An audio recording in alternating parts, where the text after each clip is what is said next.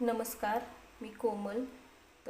कोमलच्या स्वयंपाकघरामध्ये माझ्या यूट्यूब फॅमिलीचं खूप खूप स्वागत आहे. तर आज मी बनवते आहे मक्याचे भजी. त्यासाठी मी इथं 2 मक्के सोलून घेतलेले आहेत. हे बघा, त्याचे बी असे काढून घेतलेले आहेत. थोडंसं बेसन पीठ घेतलेलं आहे मी आणि कॉर्नफ्लोअर घेतलेलं आहे. पीठ आपण लागेल अशीच वापरणार आहोत, त्यामुळे मी अंदाज सांगितलेला नाही की मी किती घेणार आहे.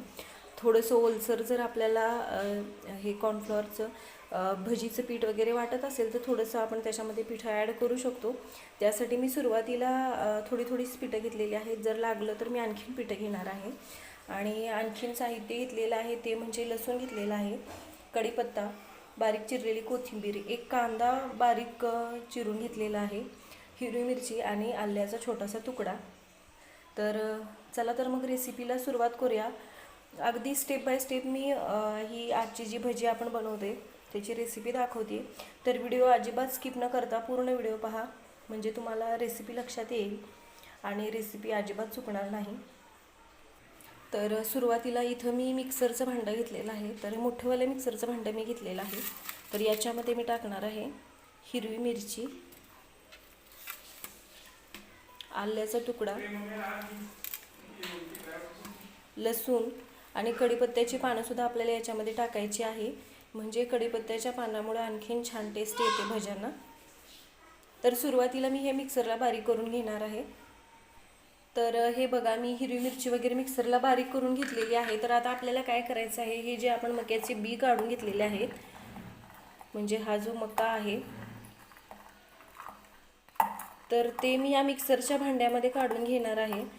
ते यासाठी की काय होतं, अखंड हा जर आपले हे कणीस जर असेल किंवा मक्याची बी जर असतील तर ज्यावेळेस आपण हे तेलामध्ये टाकतो तर ते फुटण्याची शक्यता आहे. त्यासाठी आपल्याला काय करायचं आहे, मिक्सरमध्ये टाकून अगदी जाडसर ह्याला आपल्याला बारीक करून घ्यायचं आहे. म्हणजे खूप जास्त नाही, एका मक्याचे 4 तुकडे होईपर्यंतच आपल्याला हे मिक्सरला फिरवून घ्यायचं आहे. म्हणजे काय होईल, ज्यावेळेस आपण भजी बनवतो तर ते तेलामध्ये फुटणार वगैरे नाही यासाठी. हे बघा, अगदी जाडसर असं हे मी मका वगैरे जे आहे ते मिक्सरला फिरवून घेतलेलं आहे. आता मी इथे एक टोप घेते. या टोपामध्ये हे जे आपण कणीस वगैरे बारीक करून घेतलेलं आहे ते टाकून घेते. आपण अजिबात पाण्याचा वापर केलेला नाही. याच्यामध्ये जेवढी पिठं बसतील या कणसामध्ये किंवा मक्याच्या बियांमध्ये तेवढंच पीठ आपण वापरणार आहोत, एक्स्ट्राचं पीठ नाही वापरणार. हे बघा, भांडं घेताना शक्यतो मोठंच घ्यायचं, म्हणजे आपल्याला पीठ व्यवस्थित मिक्स करता येतं, म्हणजे हे जे भजीसाठी मिश्रण आहे ते व्यवस्थित मिक्स करता येईल. छोटं भांडं घेतलं की खूप असं अडचण झाल्यासारखं होतं, त्यामुळे मी मोठा टोप घेतलेला आहे. आता मी याच्यामध्ये टाकणार आहे बेसन पीठ. सुरुवातीला मी थोडंसंच बेसन पीठ टाकते, म्हणजे जर लागणार असेल तर मी वरून थोडंसं बेसन पीठ टाकणार आहे. आता मी टाकणार आहे कॉर्नफ्लॉवर. कॉर्नफ्लॉवर मी सगळं घेतलेलं आहे. बारीक चिरून घेतलेला कांदा आहे, तो कांदा मी याच्यामध्ये टाकून घेते. कांद्यामुळे आणखीन छान टेस्ट येते या भज्यांना. बारीक चिरलेली कोथिंबीर भरपूर टाकायची.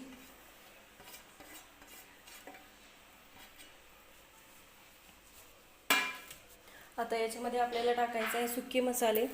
सुरुवातीला मी टाकते थोडंसं हिंगामुळं आणखीन छान टेस्ट येईल या आपल्या मक्याची भजी किंवा कॉर्नची भजी म्हणू शकतो आपण, स्वीट कॉर्नची भजी. आता मी टाकणार आहे हळद. लाल मिरची पूड टाकणार आहे मी अगदी थोडीशी. हे बघा,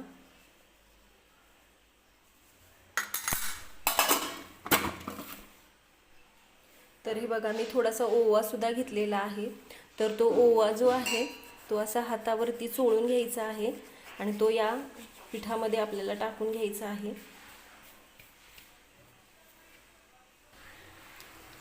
मी याच्यामध्ये सगळे जिन्नस मिक्स करून घेतलेले आहेत. आता मी याच्यामध्ये टाकणार आहे चवीनुसार मीठ. चवीनुसार मीठ टाकून घेते मी. आणि हे सगळं आपल्याला हातानेच मिक्स करून घ्यायचं आहे. जर आपल्याला वाटलं हे पीठ खूप जास्त असं सैल आहे तर याच्यामध्ये थोडीशी पिठं ॲड करायची. तर मी सुरुवातीलाच थोडंसं पीठ बाजूला ठेवलं होतं. तर तुम्ही बघू शकताय मका जो आहे तो खूप जास्त बारीक केलेला नाही, असा ओबडधोबड बारीक करून घेतलेला आहे. तर हे पीठ थोडंसं सैलसर वाटते, त्यामुळे मी आणखीन बेसन पीठ याच्यामध्ये टाकलेलं आहे. तर कॉर्नफ्लॉवर जर नसेल तर तांदळाचं पीठ जरी टाकलं तरी चालेल. तांदळाच्या पिठाने किंवा कॉर्नफ्लॉवरने भजी क्रिस्पी होतात. तर हे बघा, मी व्यवस्थित हाताने हे पीठ सगळं मिक्स करून घेते. शक्यतो हातानेच मिक्स करायचं, म्हणजे व्यवस्थित सगळे मसाले वगैरे मिक्स होतात. पीठ जर सैलसर वाटत असेल तर थोडंसं पीठ आणखीन टाकलं तरी चालेल. पण हे पीठ जे आहे ते खूप जास्त पातळ करायचं नाही, नाहीतर हे भजी तेलकट होतात. तर मी आणखीन थोडंसं पीठ याच्यामध्ये टाकणार आहे. तर अगदी थोडंसं बेसन पीठ आणि थोडंसं कॉर्नफ्लॉवर मी याच्यामध्ये वाढवलेलं आहे. आणि परत एकदा व्यवस्थित मी हे मिक्स करून घेते. तर तुम्ही बघितलंच असेल, मी अजिबात पाण्याचा वापर केलेला नाही हे पीठ वगैरे भिजवताना. कारण की हे जे मक्याचे बी आहेत त्याला स्वतःच असं पाणी सुटतं, आणि आपण ते मिक्सरला सुद्धा थोडंसं फिरवून घेतलेलं होतं. त्यामुळं तर हे मिक्सरला न फिरवून घेता ज्यावेळेस आपण कणिक सोलून घेतो तेच डायरेक्ट असं थोडंसं किसणीवरती वगैरे खिसून जरी घेतलं तरीसुद्धा चालतं.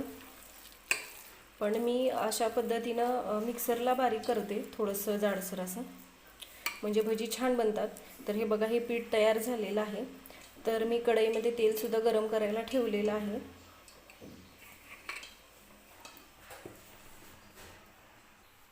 तर मी कढईमध्ये तेल गरम करायला ठेवलेलं आहे. तर तेल व्यवस्थित गरम करून घ्यायचं आहे आणि नंतरच आपल्याला भजी बनवायला सुरुवात करायची आहे.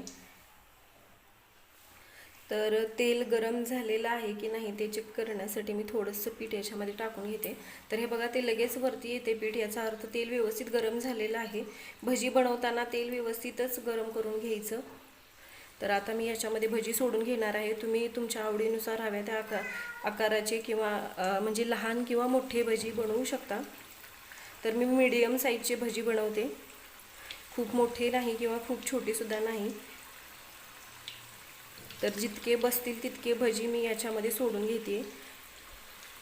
आणि हे भजी आपल्याला व्यवस्थित मीडियम गॅसवरती तळून घ्यायचे आहेत. अजिबात घाई करायची नाही, पलटायची नाहीतर भजी आतून व्यवस्थित भाजले जाणार नाहीत.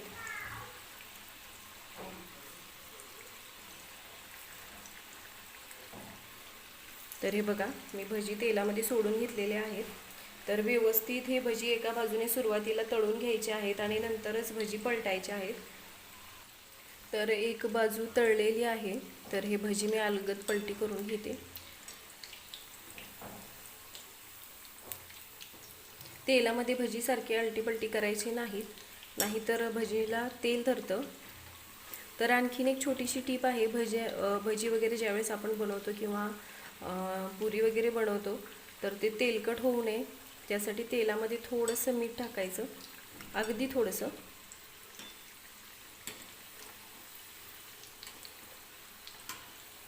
अलगद ही भजी आपल्याला पलटी करून घ्यायची आहेत. दोन्ही बाजूने व्यवस्थित तळून घ्यायची आहे भजी.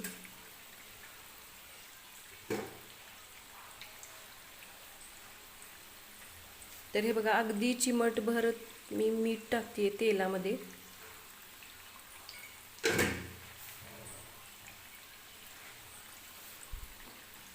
आणि व्यवस्थित हे भजी तळून घ्यायचे, म्हणजे भजी छान असे क्रिस्पी होतात.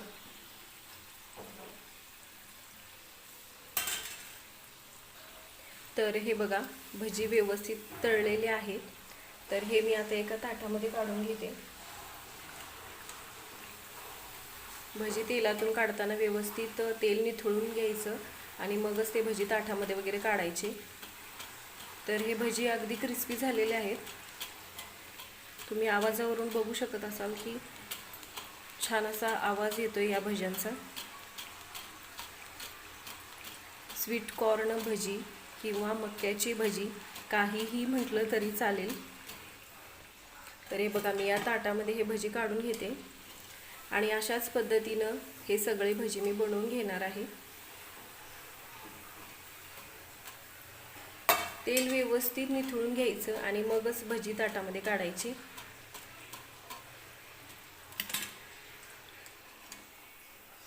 आणि अशाच पद्धतीने मी तर हे बघा तयार आहेत मक्याची भजी, म्हणजेच स्वीट कॉर्नची भजी। तर हे भजी टोमॅटो सॉस सोबत वगैरे खूप छान लागतात खाण्यासाठी आणि अगदी क्रिस्पी असे तयार होतात। तर तुम्ही सुद्धा अशा पद्धतीने हे भजी एकदा नक्की बनवून बघा। व्हिडिओ आवडला तर व्हिडिओला लाईक करा, शेअर करा, चॅनलला सबस्क्राईब करा, सोबतच बेल आयकॉन सुद्धा प्रेस करा, म्हणजे मी ज्या रेसिपीचे व्हिडिओज वगैरे अपलोड करते ते तुम्हाला पाहता येतील।